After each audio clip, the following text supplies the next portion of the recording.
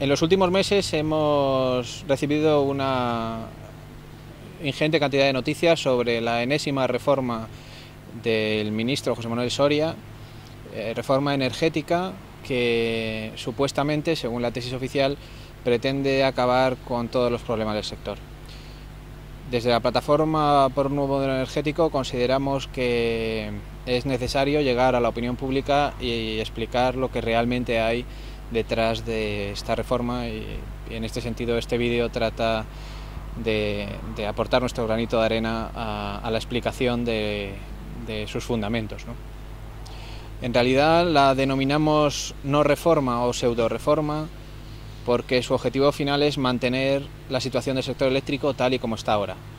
Esto es, dominado por un pequeño grupo de empresas que, a pesar de tener en sus consejos de administración a notables figuras del panorama político, siguen manteniendo unos beneficios anuales que en el caso de las tres primeras empresas superan los 6.000 millones de euros. Todo ello a pesar de que el consumidor ha visto incrementada su tarifa de la luz en más de un 80% en los últimos 5 años y a pesar del exterminio que se está haciendo de la única competencia que podrían tener las eléctricas tradicionales, que son las renovables. Hemos recibido en poco más de una semana, en la última quincena de julio, un total de 16 normas, 2 proyectos, dos con rango de ley, el propio Real Decreto Ley 9/2013 que se aprobó el 12 de julio, un anteproyecto de ley que reforma todo el sector eléctrico, cambia totalmente la ley que tenemos actualmente y que es del año 97, 7 borradores de reales decretos, 6 órdenes ministeriales y una propuesta de resolución, ¿no? Todo ello para comentar en un plazo máximo de 10 días. Es decir, el Gobierno una vez más abusa de los procedimientos de urgencia, con lo cual en la práctica lo que está haciendo es secuestrar la posibilidad de los interesados, de los ciudadanos al fin y al cabo, de ni tan siquiera comentar las propuestas normativas que hace el propio Gobierno, ¿no? Es fácil entender que con más de 1000 hojas enviadas en un periodo de menos de 10 días, pues resulta prácticamente imposible hacer un análisis profundo y suficiente para responder adecuadamente en ese plazo, ¿no? Bien, aún así no pretendemos entrar en el fondo de las 16 normas, nos vamos a centrar en los 5 aspectos que consideramos fundamentales, ¿no? El primero de ellos es lo que se hace con las renovables, ¿no?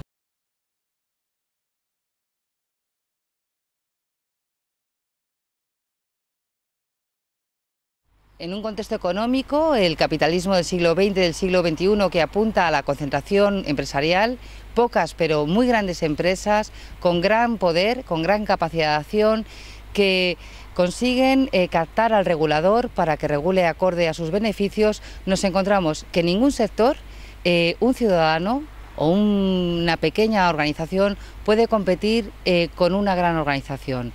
Si nosotros tenemos un pequeño taller textil, es muy difícil poder competir en precio de venta al público con la gran cadena que externaliza su producción en países del sur. Nos encontramos que en el sector de la energía de repente se abre una espita muy peligrosa, que es que los ciudadanos podemos ser titulares de nuestra propia energía y competir en precio con las grandes y todopoderosas compañías eléctricas. De ahí la virulencia de la regulación del sector eléctrico. Han aparecido en este verano más de 16 normas, como comentaba Jorge, con carácter de urgencia, que se han cocinado a espaldas de la gran mayoría de los agentes del sector, pero sobre todo de espaldas a la ciudadanía. No ha habido un plazo para que los ciudadanos podamos informarnos y poder alegar.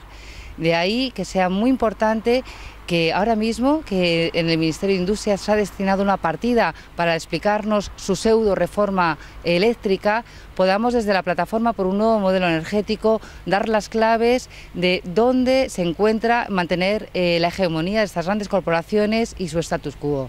De ahí que sea muy importante recalcar la expulsión del parque renovable existente es dramático porque tenemos el gravísimo desafío que abordar, el cambio climático, que fue el origen de que se fomentaran políticas en toda la Unión Europea a favor de ir eliminando los combustibles fósiles y apostar por tecnologías renovables. Hoy en día, que las energías renovables, muchas de las tecnologías renovables ya son maduras económicamente, que no necesitan ayudas públicas para su difusión y para su desarrollo, ahora mismo no nos estamos beneficiando de todas estas tecnologías.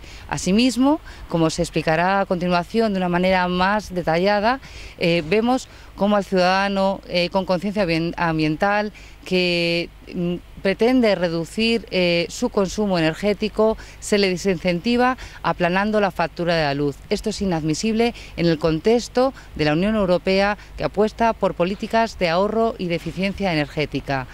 Además, en la grave crisis económica que estamos padeciendo, con tantas familias en situación de pobreza energética que están racionando su consumo de calefacción en el invierno, esta subida del término de potencia va a hacer que tengan gravísimos problemas para abordar, sin poner siquiera la calefacción, el pago de la factura de la luz. Las renovables, hay que entender que se trata de una fuente de energía que es radicalmente opuesta a la de los combustibles fósiles, ¿no? Los combustibles fósiles tienen unos costes variables, unos costes de combustible muy altos y unos costes fijos normalmente bajos en relación con el coste del combustible. Mientras que las renovables ocurre justo lo contrario. Una vez invertido en un panel fotovoltaico o en una central eólica, el mantenimiento es prácticamente mínimo y el combustible es cero. Por tanto, lo que es esencial para las renovables es la estabilidad regulatoria, porque una vez realizada la inversión, uno está vendido, no tiene forma de salir. ¿Qué es lo que está haciendo el gobierno para dinamitar las renovables? Pues, en primer lugar, lanzar a su línea de flotación, que es la estabilidad regulatoria. O sea, lo primero que está haciendo es cambiar una y otra vez, recurrentemente, desde el año 2010 llevamos más de 5 cambios retroactivos y afectando. Primero empezaron con la tecnología más débil, que es la fotovoltaica, después subieron a la termosolar y ahora también están llegando a la eólica, a todas las tecnologías del sector. Al cambiar las reglas de juego en tecnologías que llevan funcionando, en el caso de la fotovoltaica, del orden de 5 años o menos, pues evidentemente lo que ocurre es que los inversores no han recuperado el dinero que pusieron inicialmente y se enfrentan a una situación en muchos casos dramática de quiebra de unas instalaciones que en numerosas ocasiones están avaladas por el propio patrimonio de la familia, ¿no? Hay que tener en cuenta que aquí estamos hablando de más de 55.000 familias en España, por tanto no están las grandes empresas, no se trata de unas grandes inversiones que puedan ser compensadas por otro lado. Entonces, como digo, en primer lugar lo que se ataca es a la certidumbre regulatoria, que es fundamental, de las instalaciones ya existentes. Y en segundo lugar, para las instalaciones nuevas, pues ya se les dice de antemano que lo que van a gozar es de una incertidumbre futuro. Es decir, en primer lugar se organizan subastas, las subastas se han demostrado a nivel internacional que son un mecanismo nefasto para promover las renovables, porque se adjudican normalmente a grandes empresas que pujan por ellas simplemente por el valor que tiene adjudicarse un proyecto, que eso hace ya que directamente la compañía suba en bolsa, pero que el precio es tan bajo que realmente luego no les permite construir. Entonces, esto lo que luego lleva típicamente es a negociaciones con los gobiernos locales para al final tener compensaciones que sí que les permitan construir, ¿no? Y evidentemente este tipo de negociaciones solo pueden hacer las grandes empresas. Bien, pues esto es hacia donde quiere ir el gobierno, hacia un sistema que favorezca a que solamente las grandes empresas entren en renovables y además con el inconveniente añadido de que ya advierte que cada 3 años va a cambiar la rentabilidad, ¿no? Para las renovables existentes el sistema también se revisa cada 3 años, es decir, no solo es que se cambien las reglas de juego ahora de forma radical, sino que además se las incluye en esta revisión trianual del sistema retributivo y por tanto pues todo lo contrario de eximirlas de incertidumbre regulatoria, ¿no? Sin entrar en mucho detalle en cómo funciona la retribución a renovables, en España hasta la fecha lo que había es lo que llamamos una tarifa de inyección, es decir, cuando uno construye una planta se le garantizaba un precio durante toda la vida útil y además se le garantizaba que ese precio por la energía que iba a inyectar a la red se iba a mantener durante un plazo largo, típicamente 20-25 años, y que se iba a actualizar con el IPC, básicamente, descontado de un cierto coeficiente, ¿no? Ahora las reglas de juego se cambian radicalmente, incluso para las instalaciones existentes el gobierno lo que se basa es en costes estándar, es decir, el propio gobierno va a decir a qué precio habría que haber construido hace 5 años, por ejemplo, una central fotovoltaica. Esto tiene un impacto enorme porque la variabilidad de precios es muy grande, no tiene nada que ver el señor que montó una instalación de 5 kilovatios encima de su tejado y que compró la instalación ya hecha a medida, que la gran empresa que se hizo una gran planta de 10 megavatios en suelo. No tiene absolutamente nada que ver. Bien, pues el gobierno va a estandarizar en primer lugar los costes sin contar con los propios interesados, y en segundo lugar lo que va a hacer es, suponiendo también unos costes de operación y mantenimiento a futuros, les va a garantizar una rentabilidad que a día de hoy será del 7,5% antes de impuestos. Digo a día de hoy porque, insisto una vez más, a los 3 años la va a revisar. En realidad la rentabilidad no va a ser del 7,5%, puesto que ni los costes de inversión son los reales, ni los costes de operación y mantenimiento son los reales, ¿no? Entonces esto, bueno, en primer lugar supone una intervención manifiesta a la libre iniciativa empresarial que tuvieron los inversores en renovables en los últimos años, y en segundo lugar lo que supone, insisto, es un cambio radical del sistema previo que teníamos, que era una tarifa conocida y en el que cada cual se hacía sus cuentas en función de los ingresos que iba a tener durante un periodo de tiempo predeterminado, ¿no? Así que, dicho de esto, pues creo que se entiende bien que las renovables están en una situación realmente difícil, ¿no? Esto es muy llamativo porque nos encontramos en un momento histórico, ¿eh? La apuesta por las renovables no es solamente española, es una apuesta internacional y se debe básicamente a una situación de urgencia, tanto desde el punto de vista del mantener nuestro nivel de vida. Tenemos un consumo energético elevadísimo y los recursos fósiles cada vez son menores, nos pueden quedar unas decenas de años, pero desde luego no llegaremos al final del siglo XXI con la posibilidad, ni tan siquiera la posibilidad de mantener el consumo de combustibles fósiles que hemos tenido a finales del siglo XX. Esto, ya digo, no es posible porque no tenemos capacidad de producir esa energía, pero es que además hay una certeza cada vez mayor, por encima del 99% ya, de que este consumo de combustibles fósiles está afectando muy negativamente a la sostenibilidad de nuestra vida en el planeta, ¿no? Y bueno, pues esto que hasta hace unos años pues ha sido una política general en España y en otros países, de darse cuenta de que había que apostar por una solución que nos permitiera mantener nuestro nivel de vida, a la vez que permitiera mantener un entorno razonable dentro del planeta sin grandes cambios climáticos, pues lo que ocurre es que ahora se está produciendo una involución. ¿Y por qué hablo de momento histórico y de involución? Porque, a diferencia de lo que ocurría hace 10 años, en este momento algunas tecnologías renovables son capaces de competir con los combustibles fósiles sin necesidad de ningún tipo de ayuda y sin necesidad de que se reconozcan las externalidades negativas que esos combustibles fósiles ocasionan en la sociedad y en el medio ambiente, ¿no? Nos referimos, por supuesto, a contaminación, nos referimos a impacto de cómo se gestiona la riqueza entre unas poblaciones y otras, y bueno, a impactos, en definitiva, sociales y medioambientales. Bien, pues sin contar esas externalidades, las renovables hoy en día, algunas de esas tecnologías hoy en día son más competitivas que los combustibles fósiles. Esto no había ocurrido jamás había ocurrido que fuera más barato producir energía fotovoltaica en la cubierta de mi casa o de mi oficina que comprarla de la red. Bueno, pues esto ha ocurrido gracias a que, por ejemplo, en el caso de la tecnología fotovoltaica, sus costes se han reducido más de un 80% en los últimos 5 años. Mientras que el precio del petróleo ha ocurrido justo lo contrario. Teníamos un precio de petróleo, un precio del barril Brent del orden de $30 en el año 2004 y en este momento, en septiembre de 2013, estamos por encima de los 110, con previsiones de los analistas de que en poco más de 10 años llegaremos a $250.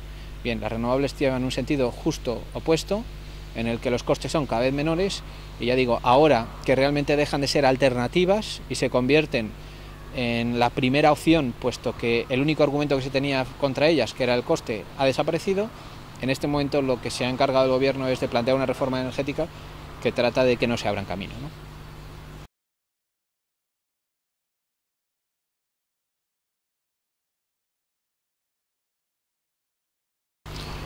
Bien, aparte de este primer tema, el segundo es el autoconsumo. Como decía, en este momento es más barato producirse uno a sí mismo la energía que comprarla de la red, Y esto, pues bueno, pues en muchos lugares del mundo se ha empezado a fomentar porque el autoconsumo tiene muchas ventajas. Una de ellas, que es evidente, es que se transporta menos energía de la red y por tanto se pierde menos energía. Pero además de eso, pues bueno, pues la propia conciencia que tiene uno de producir su propia energía hace que sea más eficiente a la hora de consumirlo y por tanto produce ahorros de forma directa.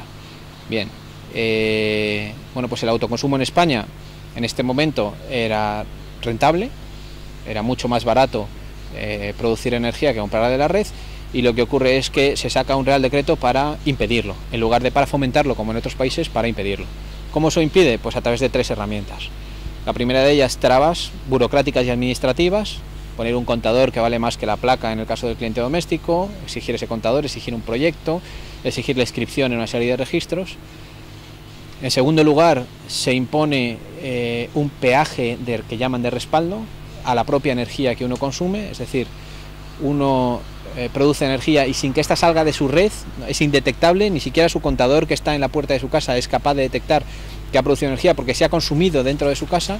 Bien, pues esa energía pretenden gravarla, y pretenden gravarla con el argumento que es increíble, ningún país en el mundo ha utilizado este argumento hasta la fecha, de que hay que mantener unas centrales de respaldo por si acaso en algún momento se va el sol o desaparece el viento y realmente el consumidor está consumiendo de la red, ¿no? Se han puesto multitud de ejemplos para desnudar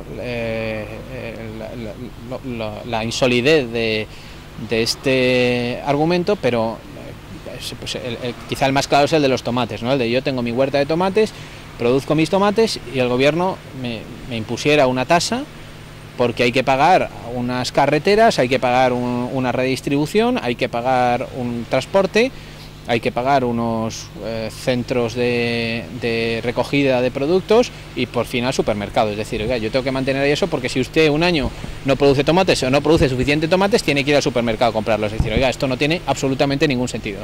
Cuando yo vaya a comprar tomates al supermercado, tendré que pagar su coste y todos los costes que lleve el tomate, ¿no? Pues exactamente igual con esto. Cuando yo consumo de la red, y además es un incentivo claro a que se deje de consumir de la red, tendré que pagar todos los costes que supone que esa red está ahí para cuando yo le dé el enchufe consumir. Pero en la medida en la que no esté consumiendo de la red, no tiene absolutamente ningún sentido que se imponga un peaje de respaldo. Ya digo que es una novedad mundial y que ningún país del mundo se lo está planteando, justo al contrario. Los países del mundo lo que están haciendo es pagarle a la gente porque autoconsuma, porque, insisto, en lo que decía antes, eso tiene unos beneficios generales para el sistema, no solo para el autoconsumidor, muy grandes. Bien, pues en España estamos por justo lo contrario. Y la tercera pata para ya destruir totalmente esto es la vía coercitiva.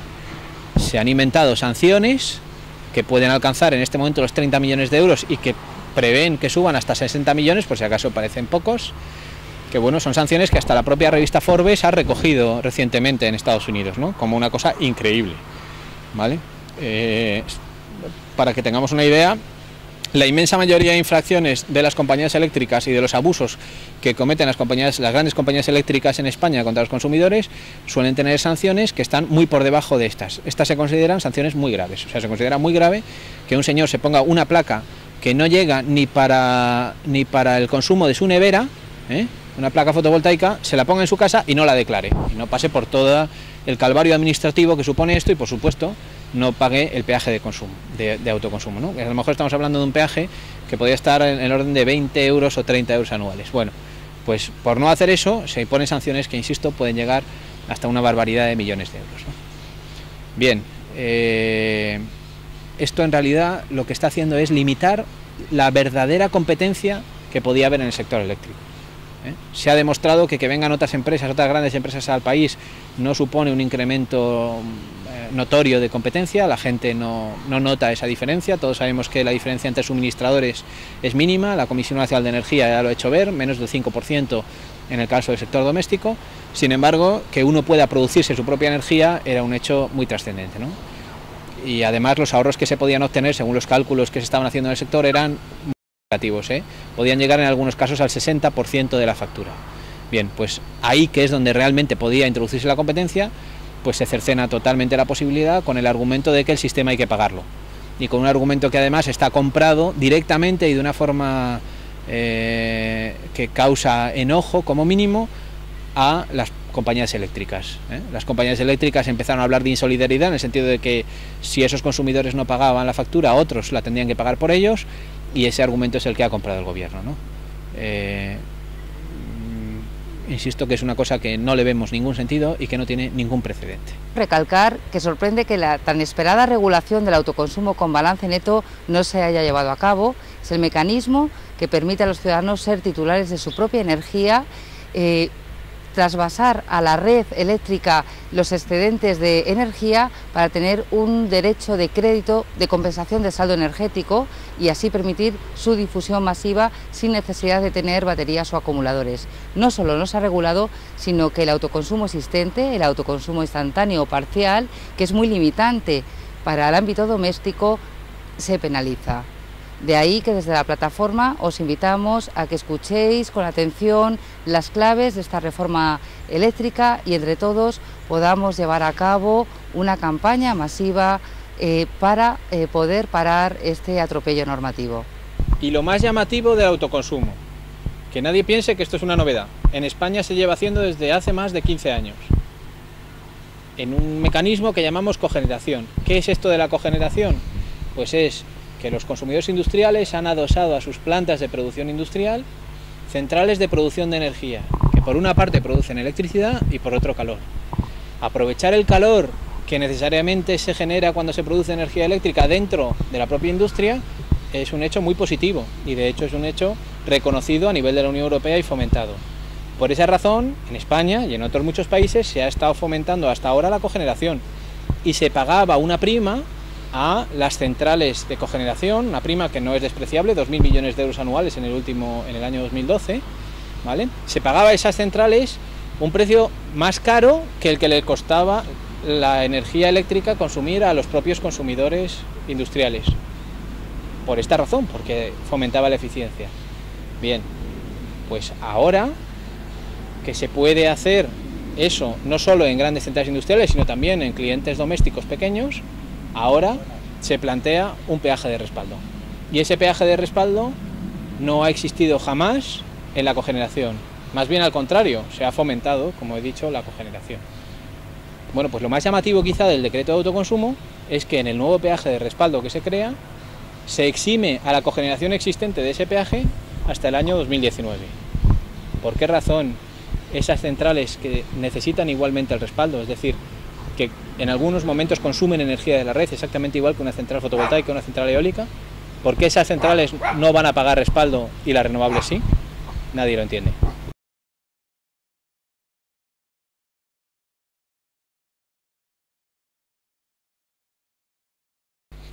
Bien, yéndonos un poco más al caso del consumidor, hay algunas normas que afectan directamente, nos afectan a todos como consumidores. Y bueno, quizá la más llamativa de todas es la actualización de la tarifa o de los peajes, ¿no? Bien, desde principios de agosto, en España, desde el 3 de agosto, se ha cambiado radicalmente el sistema de facturación. Hasta ahora teníamos lo que llamábamos coloquialmente un término fijo o término de potencia, que pagábamos con independencia del consumo que tuviéramos, simplemente por la máxima potencia, es decir, por el máximo consumo instantáneo que podíamos tener en un momento determinado, y teníamos un segundo componente que dependía, eso sí, de la energía, y que en algunos casos tenía una discriminación entre periodos, es decir, no tenía el mismo coste a unas horas que a otras, en algunos casos, en otros casos el coste era el mismo. Bien, pues ¿qué es lo que ha hecho el gobierno? Pues una vez más, siguiendo las solicitudes de las compañías eléctricas, ha incrementado notoriamente, en el caso del cliente doméstico, más de un 60% el primer término, el término de potencia, a costa de rebajar el término de energía, el término variable. Consecuencias inmediatas, bueno, pues una más sobre el autoconsumo y sobre cualquier medida de eficiencia energética. Fijaros que hemos pasado de subvencionar electrodomésticos eficientes para que consuman menos a desincentivar su compra, porque ahora hay un incentivo mínimo, puesto que el coste fijo de la luz es más alto y el coste variable es más bajo, por tanto que alguien consuma menos pues tiene mucha menos influencia que tenía antes, y ya digo que el incremento es no se trata de que se haya incrementado un 2%, es más de un 60% el término de potencia, y en segundo lugar tiene un efecto dramático sobre la gente que no es poca, que está sufriendo lo que llamamos la pobreza energética, es decir, que tiene enormes dificultades para pagar la factura eléctrica, principalmente en los meses de invierno, ¿no? Según estudios recientes, hay más de 2 millones de familias en España que tienen estos problemas. Bien, incrementar el término fijo de la factura con independencia de lo que se consuma las lleva a una situación más dramática si cabe. Por tanto, los argumentos que ha utilizado el propio ministro, que esto en la propia rueda de prensa del 12 de julio, que iba a afectar principalmente a la gente de segundas residencias, como dando la impresión de que iba a atacar a las clases medias, esto es completamente falso. Esto va a atacar a la gente que menos consumo tenga, y el que menos consumo tiene es por dos razones, o porque no puede consumir más o porque está concienciado con la importancia de consumir menos, es decir, porque es eficiente. Bien, pues esto va en contra de todos los principios y de todos los compromisos que tiene España para incrementar la eficiencia energética, ¿no? Aquí hay que destacar que España consume más del 80% de sus recursos energéticos proceden del exterior, de países tan admirados como Argelia, Qatar, Rusia o Nigeria.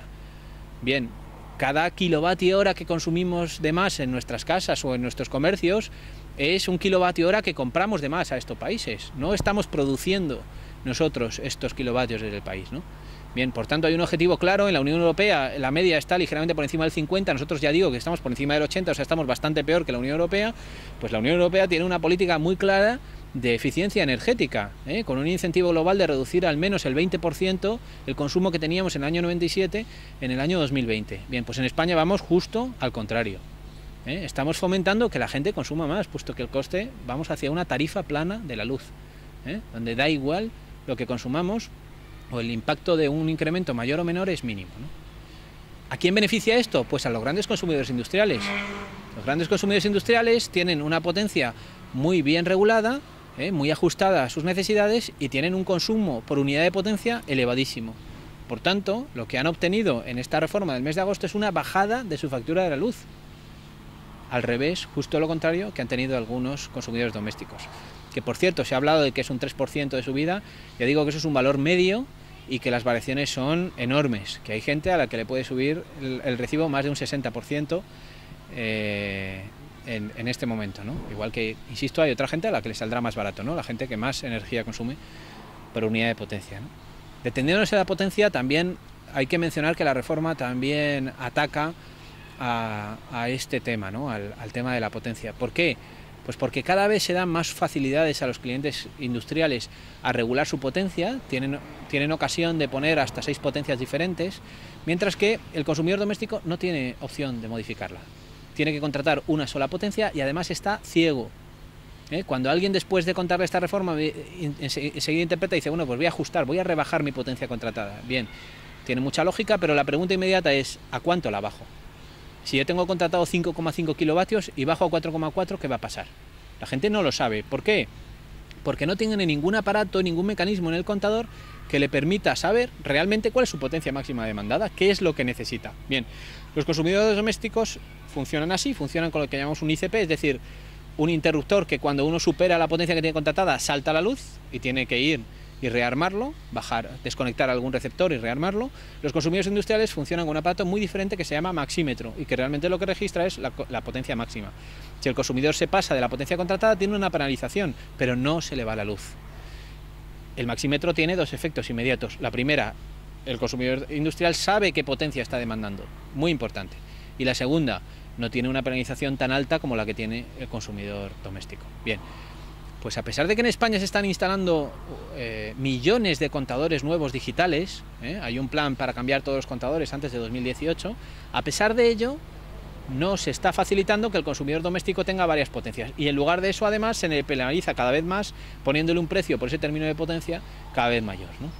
Es decir, no solo se le sube el precio de un término fijo, sino que además no se le permite gestionar ese término fijo para pagar menos luz, ¿no?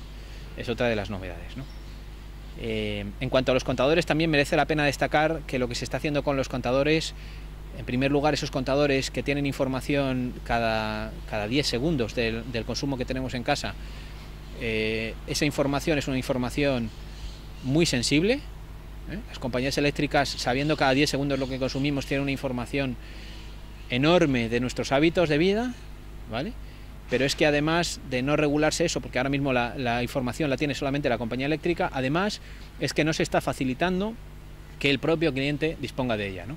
Con lo cual, por un lado, tenemos un problema de privacidad muy grande y que en otros países se ha abordado y en España se está ocultando a la opinión pública qué es lo que se hace con esa información, y en segundo lugar, se le niega el acceso directo a esa información al propio interesado, ¿no? Que, por ejemplo, permitiría pues que invirtiera en medidas de eficiencia energética o que modificara su curva de consumo al rebajar su potencia contratada, por ejemplo, no concentrar el consumo en una hora del día determinada, ¿no? Bien, pues esto se está ocultando también deliberadamente, ¿no? Y la reforma modifica una vez más la reglamentación sobre contadores, pero nunca teniendo en cuenta estos déficits, enormes déficits que tiene de cara al consumidor, ¿no? En cuanto a la factura, también hay que destacar que el gobierno se ha hinchado a decir que la factura se va a entender mejor y que va a hacer un esfuerzo porque se comprenda mejor la factura. La realidad es bien distinta. Se propone un modelo de factura que son nada menos que 3 páginas, lo cual ya es un incentivo directo a que la gente no la lea, y además se informa de una forma claramente sesgada, ¿no? Creo que todos estaremos de acuerdo que la factura en sí no es difícil de interpretar. Ya digo que solo tiene 2 términos, un término fijo y un término variable, y después los impuestos, ¿no? Lo que es difícil es, y lo que la gente demanda, es hacia dónde va el dinero, a dónde va cada euro que pagamos de la factura. Bien, pues esto va a seguir sin informarse, ¿no? Hasta ahora teníamos también un diagrama de Tarta, donde se nos informaba del reparto de energía, de dónde provenía la energía que consumíamos, si era renovable, si era de carbón, si era nuclear. Bien, esto se va a eliminar, se va a sustituir por una simple información a pie de página, y lo que se va a destacar en un gráfico ahora es el coste. Pero cuidado, no el coste de todas las tecnologías, que podría ser muy transparente, de saber realmente cuánto estamos pagando a la energía nuclear, o a la energía de gas, o al carbón, o a las renovables, a la solar o a la eólica. No, esto no se va a hacer así. Se va a destacar solamente la parte de las primas a las renovables, ¿no? Con una clara intención de decir, oiga, mire, las renovables son muy caras y esto es lo que nos están contando, pero no se va a informar absolutamente de ninguno de sus beneficios, ¿no?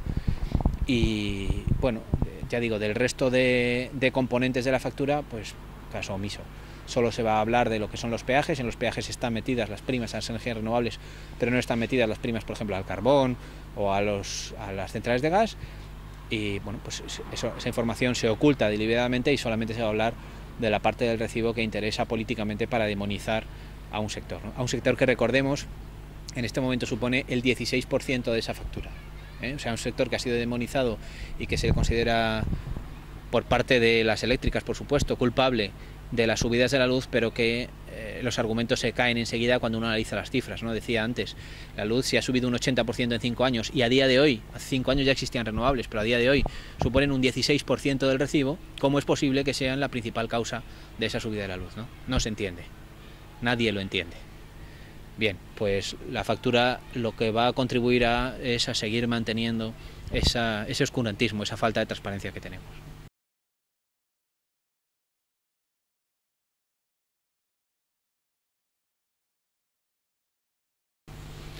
Pasando a otro tema, llama también la atención 2 borradores de Real Decreto, uno destinado a la hibernación de centrales y pagos por capacidad, y un segundo destinado a la interrumpibilidad. ¿Qué es esto? Bueno, pues esto, hablando en román paladino, significa pagar a ciertos actores del sistema aunque no contribuyan a producir energía eléctrica. Es decir, lo que se pretende es que a unas centrales de gas que están claramente sobredimensionadas, en España tenemos una punta máxima de demanda del orden de 45.000 megavatios, y en todo momento, aun con las peores condiciones de viento y de sol, tenemos garantizado una potencia disponible del orden de 55.000, o sea, 10.000 megavatios más de los que necesitamos, y eso pues, del orden de un 20% de la potencia máxima, y eso es claramente excedentario. El consenso internacional es mantener en torno a un 10%, por tanto nos sobra del orden de un 10% de potencia. ¿Qué es lo que ocurre? Las centrales de gas que se han construido en España en los últimos 15 años, pues se han construido más del 25% de nuestra potencia instalada en este momento es de centrales de gas. Y esas centrales de gas las han construido las empresas eléctricas a su riesgo y ventura. Y lo que están viendo ahora es que funciona muy poco, porque por un lado la entrada de las renovables las ha desplazado y por otro lado la caída inesperada de demanda. Ellos esperaban que la demanda en España creciera de forma indefinida y evidentemente desde el año 2007 no ha sido así, sino que al revés se ha contraído. Bueno, pues ambos factores, la entrada de renovables y la caída de la demanda, lo que ha hecho es cercenar sus hipótesis de negocio. ¿Qué es lo que han conseguido del gobierno? Pues que se aumenten cada vez más los pagos fijos, los llamamos pagos por capacidad, para que estas centrales cobren aunque no produzcan energía, ¿vale? Y con un agravamiento adicional que se introduce en la no reforma, que es que además se les va a pagar por hibernar, es decir, el propio gobierno reconoce que sobran, va a hacer una subasta para que algunas de ellas se cierren temporalmente mientras no hagan falta, pero lo que va a hacer es imponer a los consumidores un cargo para que paguen a esas centrales por cerrarse. Oiga, estas centrales se construyeron por libre iniciativa empresarial. ¿Por qué los consumidores tenemos que pagar ahora a esas centrales porque estén paradas porque se pasaron de vueltas y construyeron más centrales? Bien, pues esto es una de las novedades de la reforma. En el mismo sentido, pero por la parte opuesta, me explico, por la parte de la demanda, lo que se hace es que se fomenta que una serie de consumidores elegidos, grandes consumidores industriales, simplemente por tener la posibilidad de que el sistema les corte la luz en caso necesario, que insisto una vez más, no hace falta porque sobra potencia instalada y por tanto no hay que cortarle la luz a nadie por falta de potencia, bien, pues por tener esa posibilidad de cortarles la luz, se les paga. Y se les paga tanto que algunos de ellos pagan peajes negativos, es decir, en lugar de pagar por las redes como el común de los mortales, lo que hacen es que reciben un ingreso neto por prestar ese servicio al sistema. Bien, ese servicio al sistema que sepamos, y digo que sepamos porque los contratos son confidenciales, una señal más de oscurantismo, no se ha utilizado en los últimos 10 años. Bien, pues lo que se hace y se sigue es incrementando año tras año en centenares de millones de euros los pagos a ese sistema de interrumpibilidad, ¿no? Bien, pues la hibernación de centrales, los pagos por capacidad, es decir, los pagos por estar sin funcionar y la hibernación, además de repercutírselo al consumidor, la reforma aprovecha para repercutírselos parcialmente también a las centrales renovables. Una vez más, bajo el argumento del respaldo.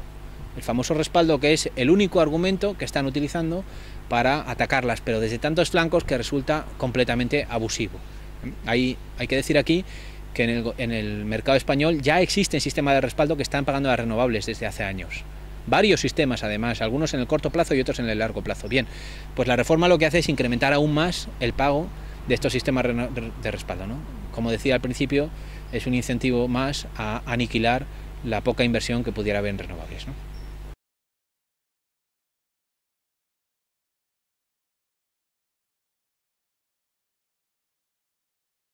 Y por último, merece especial interés el tratamiento a las islas, no solo porque el ministro sea canario, sino porque en las islas los argumentos son aún más demoledores si cabe que en la península.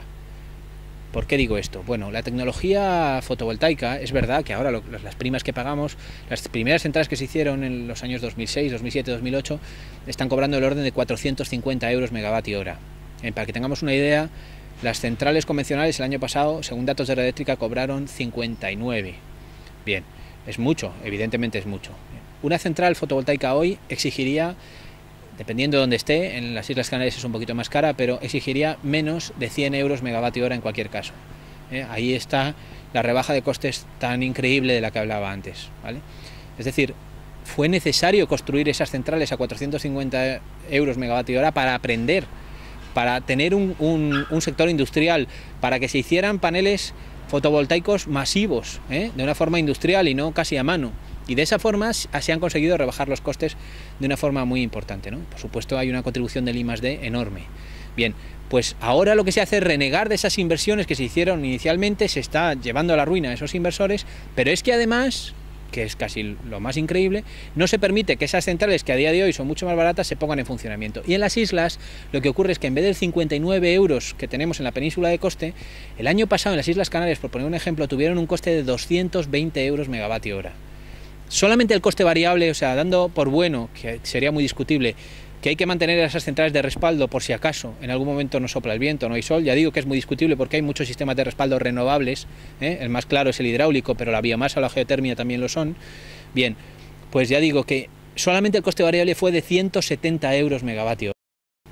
Bueno, pues insisto, a día de hoy, desde luego, si alguien garantizara 80 euros megavatio hora para una eólica o una fotovoltaica en Canarias, tendrían centenares de ofertas para hacer inversiones a 80 euros megavatio hora. Y allí estamos pagando 170. ¿Qué es lo que ocurre en las islas? Justo lo contrario que en la península. En la península tenemos un 30% de renovables en producción eléctrica, en las islas, en Canarias, por ejemplo, tenemos un 7%. A pesar de que los costes son más de 4 veces superiores en las islas que en la península.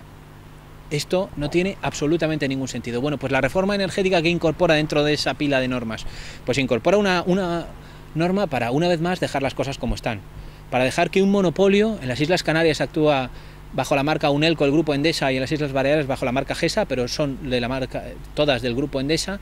Bien, un monopolio, ya digo, allí no hay ni siquiera un oligopolio, hay un monopolio, hay una sola compañía que se dedica a producir energía en las islas. Bien, pues lo que se hace es permitir que ese monopolio siga lucrándose en esos territorios. ¿Cómo se hace? Pues simplemente diciendo que no se pueden hacer nuevas inversiones en generación mientras sobre potencia allí, cuando lo que habría que hacer es justo lo contrario. En nuestra opinión, lo que habría que hacer es un plan definido de cierre de instalaciones fósiles, porque son más contaminantes y además son más caras que las energías renovables en las islas. Bueno, pues en lugar de eso, lo que se hace es impedir que haya nueva generación en la medida en la que sobre potencia fósil, ¿no? Es una locura, nadie lo entiende tampoco. Esto por un lado. Pero además ha surgido una novedad que nos hemos enterado el día 1 de agosto que merece la pena destacar. Desde el año 2011 ese monopolio que había en las islas se partió. Hasta ese momento Endesa controlaba tanto la red como la generación eléctrica, pero desde finales del año 2011 la parte de la red se le obliga a ceder la red de muy alta tensión, en lo que llamamos la red de transporte, a red eléctrica, a una compañía que está controlada principalmente por el Estado español y donde las eléctricas tienen prohibido invertir, tienen prohibido tener un capital superior al 3%. Bien, es decir, tienen escasa capacidad de influencia en red eléctrica. Bueno, lo que ha ocurrido es que desde entonces gestiona la red. Vale. Nos hemos enterado el 1 de agosto de 2013 que Red Eléctrica ha propuesto una inversión de nada menos que de 2.000 millones de euros para interconectar los territorios no peninsulares entre sí, es decir, interconectar islas. En el caso de Canarias ahora mismo solo están interconectadas Lanzarote y Fuerteventura. Red Eléctrica plantea una segunda interconexión en Lanzarote-Fuerteventura, una conexión entre Fuerteventura y Gran Canaria-Tenerife, Tenerife-La Gomera, es decir, prácticamente todas las islas quedarían interconectadas. Hay una interconexión con Baleares que está funcionando desde hace 2 años. Lo que se pretende ahora también es aumentar la interconexión con Baleares. En Baleares ahora hay 2 sistemas separados, también se pretende interconectar esos 2 sistemas entre sí para que sean uno solo.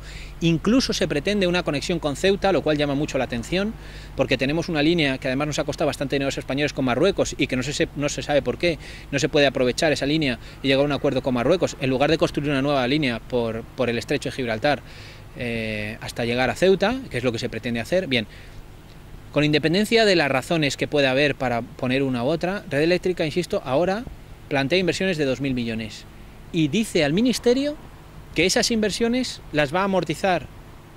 Eso sí, es poco transparente, no dicen cuánto tiempo ni cuántos ingresos anuales, y las va a amortizar solamente con unos ingresos, que es el ahorro en la generación eléctrica, con independencia de otro tipo de consideraciones.